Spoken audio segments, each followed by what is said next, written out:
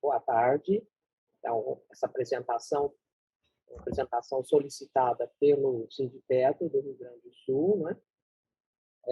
A respeito de escalas de trabalho em turnos. Eu vou fazer uma breve apresentação sobre o trabalho em turnos e depois vou explicar sobre as escalas que foram me enviadas. Então, nós estamos numa sociedade 24 horas, e nessa sociedade 24 horas tem muitas atividades que ocorrem continuamente, 7 dias por semana, 365 dias por ano. Então, aqui tem um grupo grande de atividades que ocorrem, inclusive questões ligadas a terminais de petróleo, né? Exploração, refino, transporte de produtos, etc. Então, a sociedade atual não é de hoje, já de muitas décadas, é uma sociedade chamada Sociedade 24 Horas. Quando a gente vai falar sobre trabalho em turnos, é importante entender o que está se falando. Então, trabalho em turnos significa uma forma de organizar o trabalho no qual duas equipes ou mais se sucedem nos postos de trabalho. Podem ser horários de trabalho fixos ou alternantes, ou rodiziantes. Quer dizer, o fato de ter horário de trabalho fixo não quer dizer que não tenha trabalho em turnos. O que define o trabalho em turnos é essa sucessão de pessoas em postos de trabalho, e geralmente isso ocorre em postos de trabalho, pode ser de 6 horas, de 8 horas, de 12 horas, até de 24 horas, de plantões médicos, por exemplo. E a empresa, a companhia, trabalha mais do que 8 horas por dia. A palavra noite significa um período de tempo que é de pelo menos 7 horas, isso foi definido pela Organização Internacional do Trabalho. Esse período de tempo inclui 0 hora até 5 horas da manhã. Isso foi definido em 1990. A gente costuma chamar de trabalho noturno quando o trabalho é realizado principalmente ou exclusivamente no período da noite. No Brasil, o período da noite, que inclui adicional noturno, é das 22 às 5 horas da manhã. Mas existem negociações coletivas que estendem esse período para mais horas noturnas. O que acontece com as pessoas quando elas trabalham em horários que não são apenas os horários diurnos? Então, existe uma organização temporal em que a vigília coincide com o trabalho. Por exemplo, agora nós estamos em vigília, acordados, é dia e estamos trabalhando. E à noite coincide com o repouso. Não apenas, mas também o repouso. E quando é desta forma que as pessoas seguem, trabalhar de dia e repousar à noite, isso se ajusta ao que a gente chama de sistema de temporização circadiana. Que é isso? Em todo o nosso organismo, todos os órgãos do nosso organismo, todas as células do nosso organismo, elas têm uma forma de funcionar que é diferente ao longo do dia e da noite.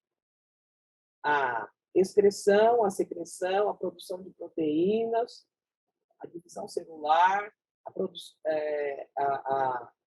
as reações químicas de certos metabólitos se fazem melhor em certos horários do que em outros. Inclusive, a disponibilidade, por exemplo, se a pessoa está exposta a uma substância que possa lhe fazer mal, vamos chamar aqui de xenobiótico, dependendo do horário da exposição, pode fazer mais mal ou menos mal.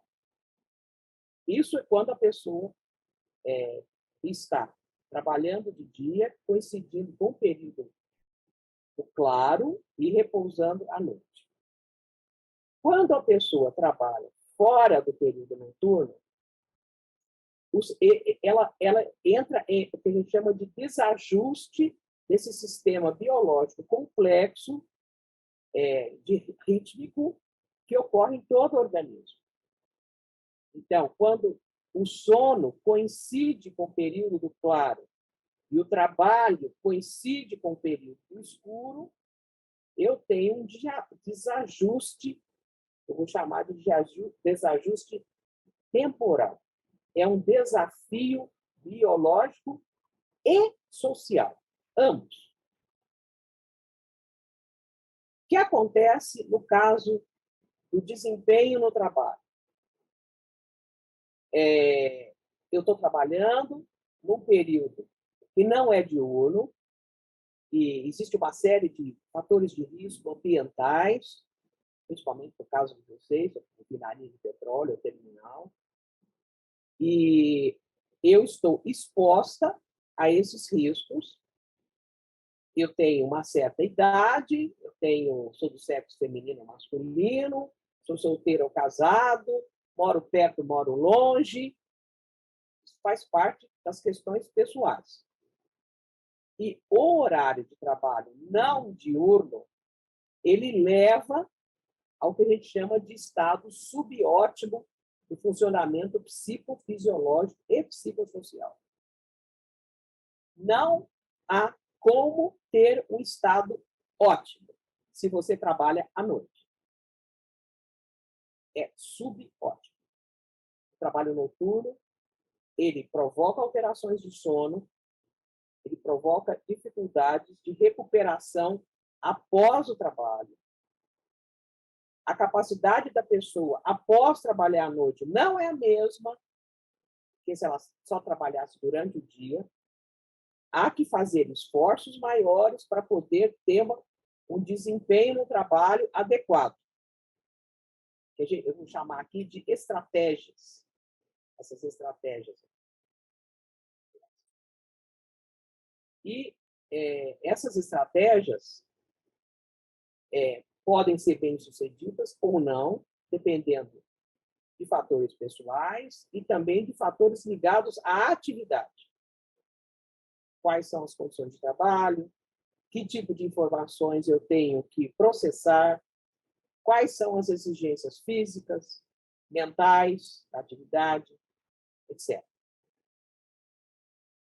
E as Frida, pessoas... Oi. Frida, eu não sei, para nós não está passando os slides aqui, está no primeiro ainda.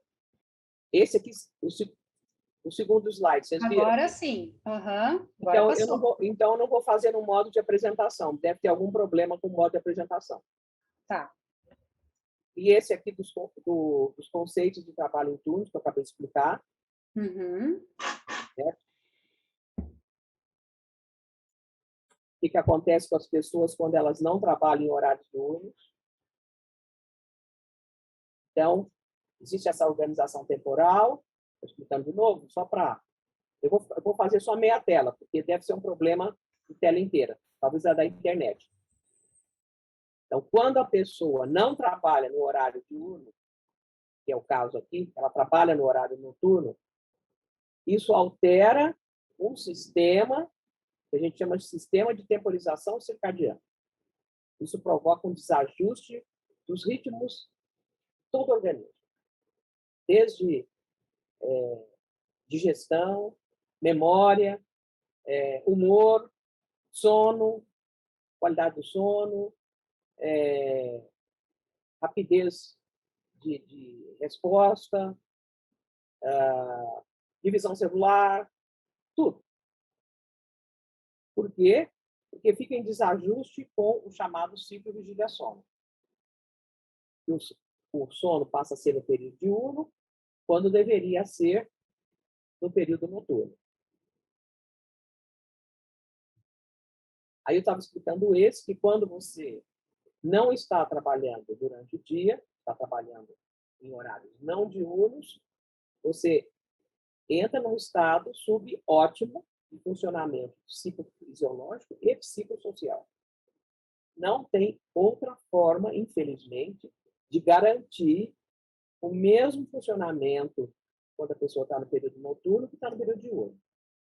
É mito isso. Não dá para garantir.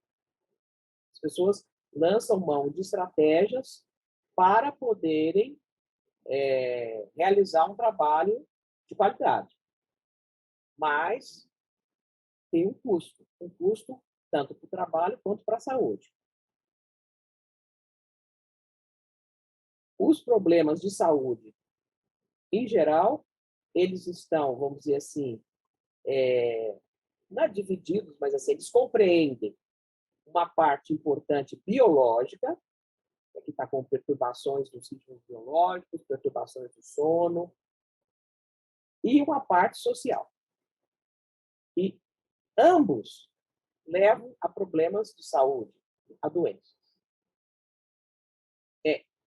A exposição ao trabalho em turnos, ela leva ao que se chama de síndrome de má adaptação. Para alguns, pior do que para outros. Essa síndrome de má adaptação, ela depende de muitos fatores. Alguns podem ser mais ajustáveis que outros, por exemplo, quando o esquema de trabalho é melhor, a escala de trabalho, quando a pessoa tem possibilidade de conciliar de forma mais efetiva a sua vida profissional com a sua vida pessoal, mas existem outros fatores fixos que estão ligados às questões individuais biológicas. Então, aqui, por exemplo, a idade. Eu podia colocar também sexo, além da idade. Eu poderia colocar condições de saúde que a pessoa tem, mesmo que isso não a impeça de trabalhar. E essa síndrome de má adaptação, ela pode ser tanto aguda como crônica. A gente chama de aguda quando a pessoa começa a trabalhar e não dá conta de continuar daquela forma. E crônica quando a situação é ruim, mas de alguma forma consegue tolerar, mas aquela situação ruim não fica melhor. A pessoa tolera mais. Mas aí surgem outros problemas, entre eles as doenças crônicas, que podem ser agravadas ou iniciadas pelo fato da pessoa trabalhar em horário não diurno. Aqui eu até coloquei um meme, esse personagem aqui, acho que vocês conhecem, Mr. Bean, já ouviram falar dele? O que acontece é o seguinte, que depois de um plantão noturno, a pessoa fica com muito sono. Então, um dos principais problemas de acidentes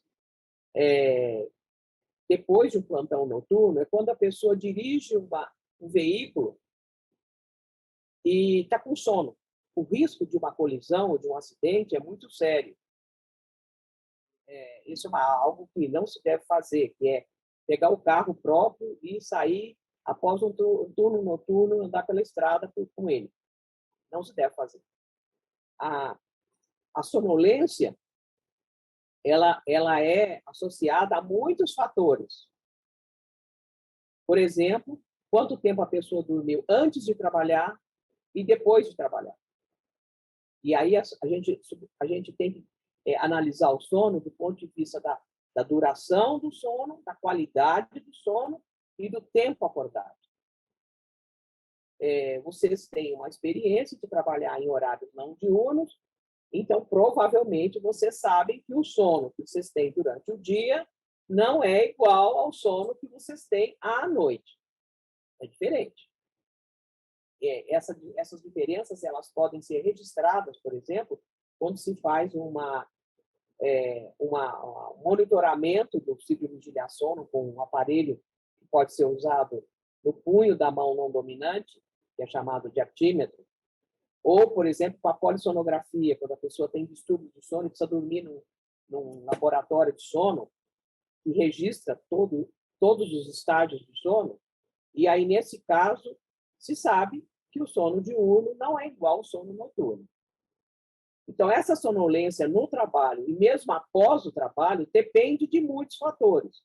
Depende de fatores relacionados ao trabalho, fatores ligados a, por exemplo, uso de estimulantes, entre eles a cafeína. No Brasil, todos os refrigerantes contêm cafeína. Além do café, chá preto, etc., chimarrão, que vocês provavelmente tomam, tem muita cafeína. E pode ter outras drogas, que muitas vezes as pessoas tomam drogas para se manter acordado, ou para dormir. O álcool, por exemplo, é um problema, porque o álcool ele é um facilitador do sono, mas ele atrapalha o sono. A pessoa que tem uma ingesta de álcool antes de dormir, ela pode até adormecer mais rápido, mas ela acorda antes, porque os metabólitos do álcool atrapalham a continuidade do sono.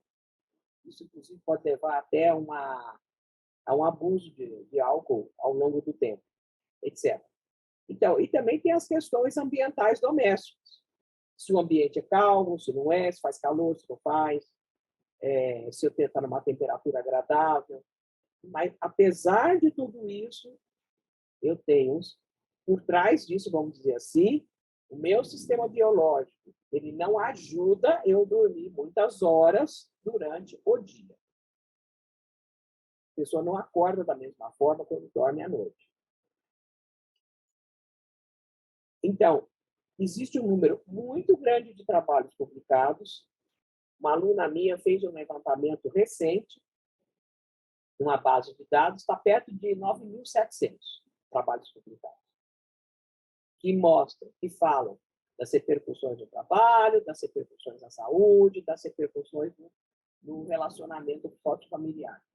Mesmo no relacionamento sócio-familiar, a ausência da figura materna e paterna durante vários dias consecutivos. Se a pessoa está fora de casa, no horário que as crianças estão em casa e acordadas, isso é um problema.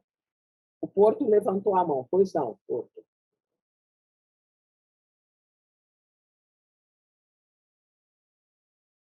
Porto? Porto, tem uma dúvida, pode Pode falar. falar, Porto. Porto? Porto, pode falar, eu não estou escutando sua voz.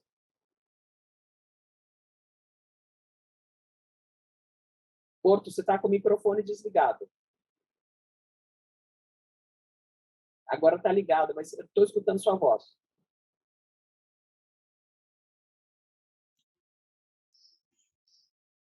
De repente, coloca um fone, Porto. Pode estar com algum probleminha aí no... A gente vê que tu desbloqueou o microfone, mas a gente não te escuta.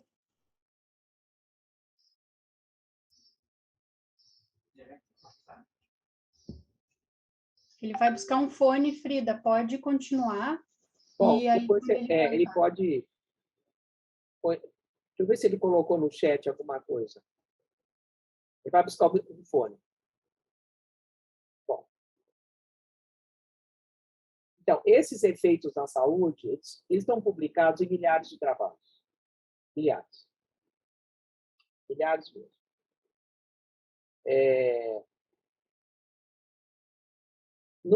No Brasil, os distúrbios do ciclo de vigília-sono estão incluídos nas doenças relacionadas ao trabalho. E também, tanto os distúrbios relacionados, existe uma classificação internacional de doenças, então a má adaptação à organização do horário de trabalho inclui tanto os distúrbios do ciclo de vigília-sono, ligados pelo trabalho em turnos e noturno, ou eles chamam de transtornos do ciclo de vigília-sono devido a fatores não orgânicos. Os dois estão relacionados ao trabalho. Vamos falar um pouco sobre as características das escalas de trabalho. Então, aqui tem um monte de características que eu citei. Normalmente é isso que a gente analisa quando olha uma escala de trabalho. Se o trabalho é turno fixo ou rotativo, um horário sempre o mesmo ou alterno, o número de dias de trabalho consecutivos em horários matutinos ou vespertinos noturnos, horário de início e fim de jornada, duração da jornada, duração média da jornada semanal, direção do rodízio, regularidade do sistema de turnos, flexibilidade dos horários de trabalho, distribuição do tempo livre, que é muito importante, entre dias de trabalho consecutivos, após um certo número de dias de trabalho, tanto no turno matutino, vespertino, o número de dias de folga coincidentes com o fim de semana, sábado, domingo, principalmente, oportunidades de tempo livre durante os períodos de maior valorização social. Então, algumas dessas características são positivas nessa escala que vocês têm aqui, do terminal Osório de 12 horas. Então, eu coloquei aqui, como é que é a sua escala? A sua escala é 2 diurnos, 3 noturnos, depois 7 dias de folga. Depois 2 diurnos, 2 noturnos, 7 dias de folga. Depois 3 diurnos, 2 noturnos, 7 dias de folga. Esse é o ciclo da sua escala. É um ciclo de 35 dias, com 4 ou 5 dias consecutivos de trabalho. Mas não bate a informação. Aqui não bate a informação. Esse é do Terig. Esse é do Terig. Não é TEDUT esse? Não, negativo. Essa tabela é do TEDUT, sim. Bate a informação, sim, Heraldo. Não, não bate. Por que não? Porque não é 7 dias de folga, né? Tá, é que ela está escala é contando 6%. o último dia trabalhado. São 6 dias. Na verdade, eu vou explicar isso já. Já vou explicar. Deixa eu só retificar aqui. Pessoal, essa aqui é a tabela que está sendo praticada pelos 2 terminais no momento em que foi implantada pela Transpetro durante a pandemia, tá? Eu confirmei com vocês antes de enviar para a FRI. Bom, Só um parênteses, é só a forma de interpretação. É que o primeiro dia que a tabela fala que é folga, não é folga porque tu trabalhou na madrugada. É só isso que o Heraldo está questionando. é só você ver o que está escrito embaixo, que isso já está respondido. Olha que está aqui, ó. Dias de folga após turnos noturnos. 6 dias calendário. Chama-se dias calendários.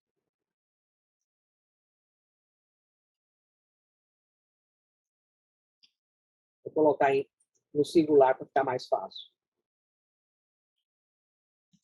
O que acontece é que aqui, por exemplo, você trabalhou 19 às 7 da manhã, aqui está escrito folga, tá vendo?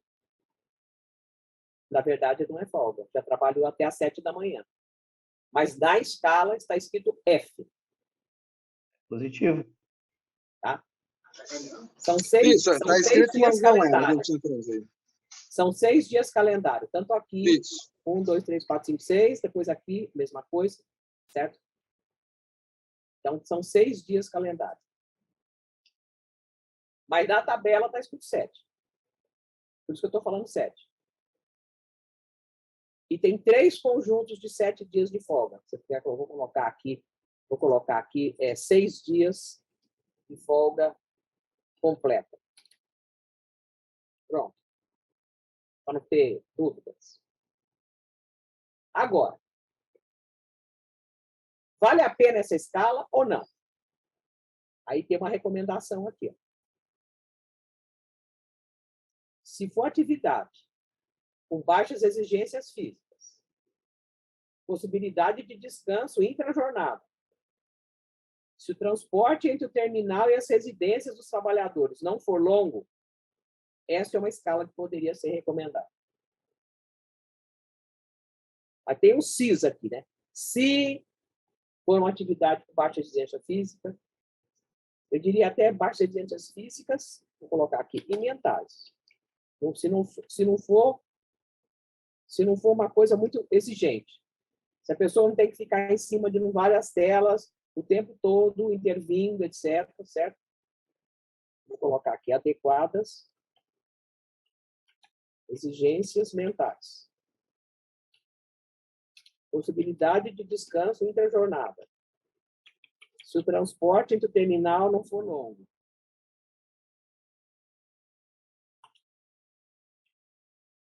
Essa é uma escala que poderia ser recomendada. Certo? Porque a pessoa, para estar aqui às 7 horas da manhã, ela tem que acordar às 5 horas, 5 e meia da manhã. E ela já sai da casa dela, se o transporte for longo, ela já sai da casa dela 1 hora antes. Vocês não me deram nenhuma informação a respeito. Então, eu não tenho a menor ideia quanto que a maioria das pessoas demora para chegar da sua casa, da sua residência, até o terminal. Se demora 2 horas, meia hora, 40 minutos. Com licença, agora estão me ouvindo? Sim. Sim. Ok, obrigado. Perfeito. Já aproveitando e respondendo a pergunta, aqui em Tramandaí nós demoramos em média 7 minutos para chegar no terminal, tá? dependendo, às vezes, uns 10 minutos no máximo. E eu Então, acho você que vê no que- Osório fica por volta de uns 10, 15, né? Então, você vê que isso aqui é uma coisa positiva, então. Agora tem que ver isso aqui, ó. Eu vou colocar aqui, se as atividades de trabalho, deixar bem claro, tiverem baixas exigências físicas e não excessivas exigências mentais, possibilidade de descanso interjornadas. Se o transporte entre o terminal e as residências não for longo, essa escala seria recomendada. Por exemplo, eu estava no aeroporto de Congonhas hoje, estou fazendo uma pesquisa com o pessoal que trabalha no pátio. Eles colocam combustível no avião, eles colocam as bagagens, tiram bagagens, eles inspecionam o avião, tem limpeza de dentro do avião, os motoristas fazem o pushback do avião, etc. Aquela atividade jamais pode ser de 12 horas. Jamais. Eu tenho absoluta certeza. Não pode. Nem de 8 horas ela pode ser, porque é muito cansativo. Agora, no terminal, não sei como é que vocês trabalham, eu não conheço a atividade de vocês. Se a atividade de vocês não for uma atividade muito que os deixa muito exauridos, aí pode. Depende. Então, isso é uma pergunta cuja resposta vocês é que tem que dar. Se você trabalha num lugar que você tem exposição a hidrocarboneto, ruído, muito calor, etc., você não pode trabalhar 12 horas. Se o terminal tiver uma situação de exposição importante, por exemplo, a vários hidrocarbonetos, principalmente benzeno, tolueno, etileno, etc., não pode trabalhar 12 horas. Não pode. Ah, eu quero trabalhar de qualquer jeito, porque eu quero esses dias de folga. Aí vocês que vão decidir. Mas não pode. Não deve. Vai ficar doente e vai morrer mais cedo.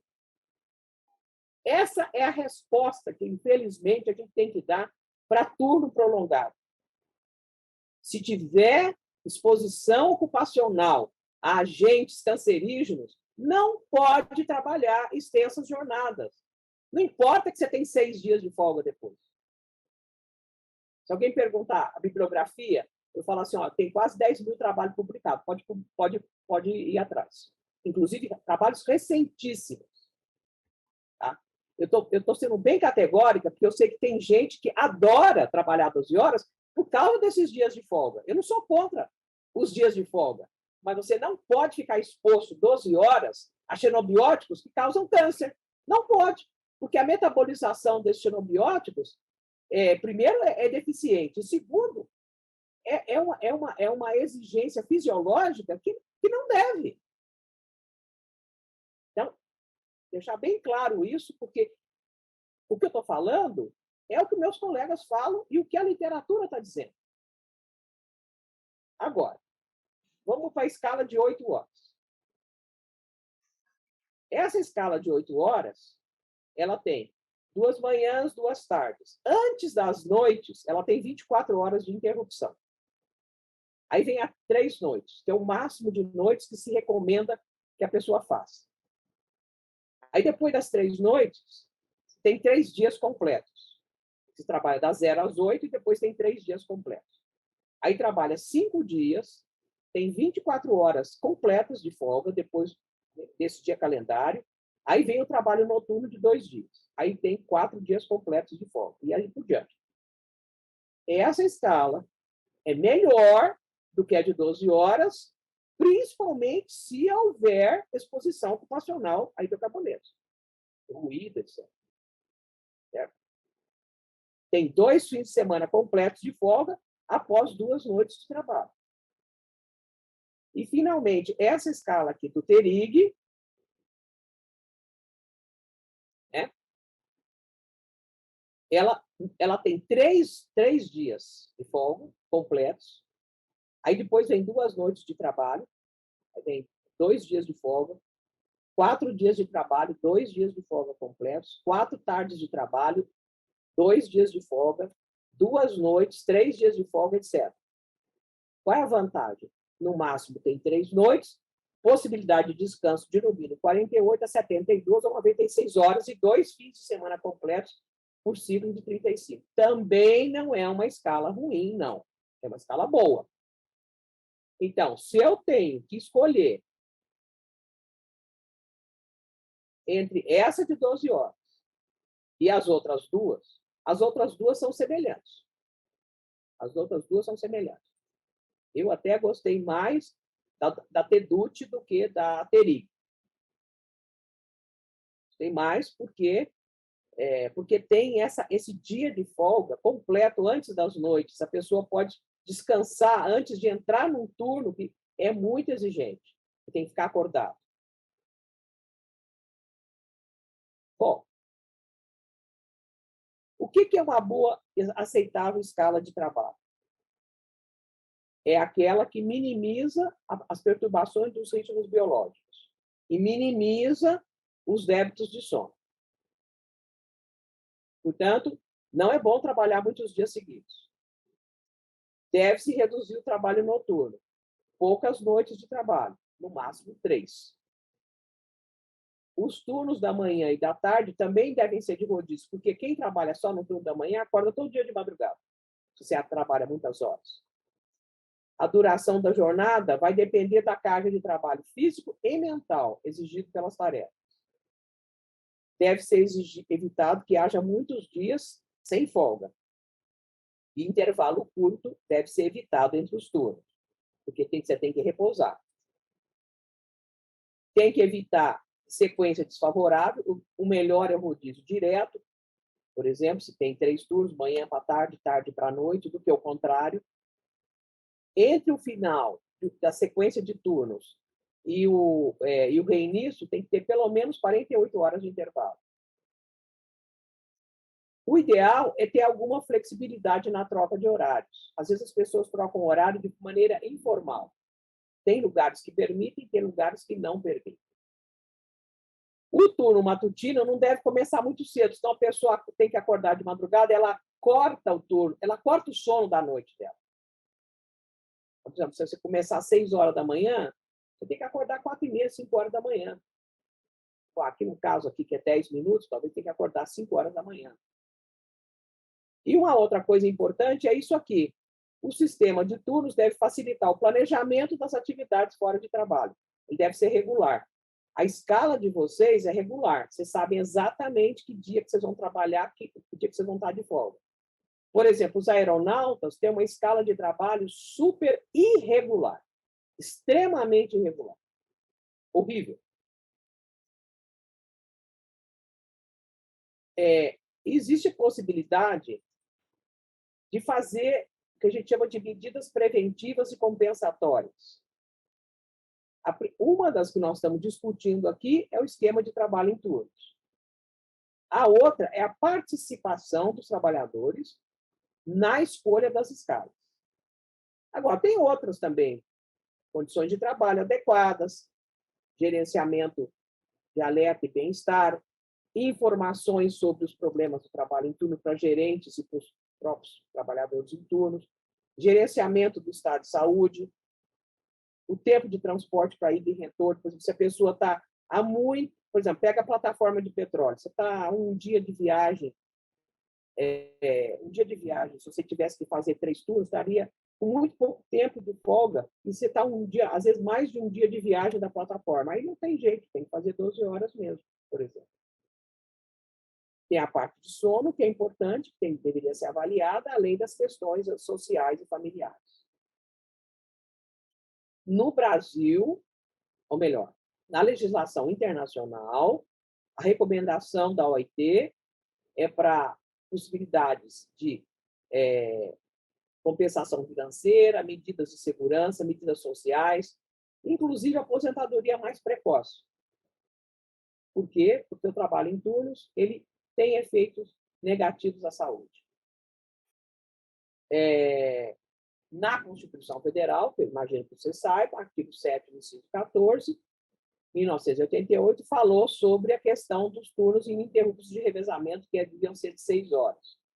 Depois houve uma jurisprudência que disse que se os turnos não forem codiciantes, não tem redução de jornada de trabalho. Isso foi um equívoco que foi feito em 1989, infelizmente, porque aí muitas empresas fixaram os turnos de trabalho e não dão redução da jornada de trabalho. Tem esse decreto, né, que eu tinha falado, né, problemas mentais ligados ao ciclo de Giresono, e esse grupo de doenças aqui, o chamado grupo 6, a classificação internacional de doenças 10, que é doenças do sistema nervoso, também provocado pelos problemas do ciclo de Giresono. Esse ano, houve uma medida provisória absurda que dizia o seguinte, que ficava permitido aos estabelecimentos de saúde prorrogar a jornada de trabalho. E podia prorrogar a jornada de trabalho entre a 13ª e 24ª hora, ou seja, estava legalizaram plantões de 24 horas para os serviços de saúde, por causa da pandemia. Isso aí vai na contramão de tudo que se conhece a respeito do trabalho em turnos. E, finalmente, para terminar, esse último aqui é uma reflexão. Qual que é o limite da jornada de trabalho? No caso aqui, essa reflexão pode ser feita em qualquer atividade. Qual é o limite da jornada de trabalho? A partir de que momento você pode observar efeitos negativos no trabalhador, sociedade, trabalho, etc. Então, no caso aqui de vocês, eu acho que existe uma polêmica. Tem gente que prefere 12 horas e tem gente que prefere 8. Aí, o limite de jornada é assim, vale a pena 12, você tem esses 6 dias, quer dizer, você vai ficar muito cansado durante 4, 5 dias, 2 noites, 2 dias, 2 noites, ou duas vou voltar aqui na escala. Está muito cansado, por exemplo, aqui tem 5 dias de 12 horas, são 60 horas de trabalho, vai sair bem cansado aqui. Aqui tem 48 horas de trabalho. Aqui, de novo, tem 60 horas de trabalho. Quer dizer, a média é abaixo por volta de 36, um pouco menos, até ia perguntar para vocês, deve estar abaixo de 36. Mas a pessoa sai bem cansada. Então, chega da folga, está arrebentado. Eu imagino que esteja, né? Porque trabalhar 12 horas, tiver que trabalhar em pé, se tiver que trabalhar em um lugar que faz calor, com muito ruído, com exposição a agentes químicos, etc., fica muito cansado e doente. Quer dizer, aí vai passar a folga recuperando-se das exigências. Era isso que eu tinha que dizer para vocês. Desculpe se eu fiz um pouco, 18h53 já, né? Mas se eu mais poderia ajudá-los, porque eu não conheço o trabalho de vocês. A gente tem que conhecer o trabalho da pessoa também, além de ver a escala. Só a escala é fria, ela não fala como é que a pessoa trabalha, as exigências do trabalho, etc. É isso. Excelente, Frida. Muito obrigada.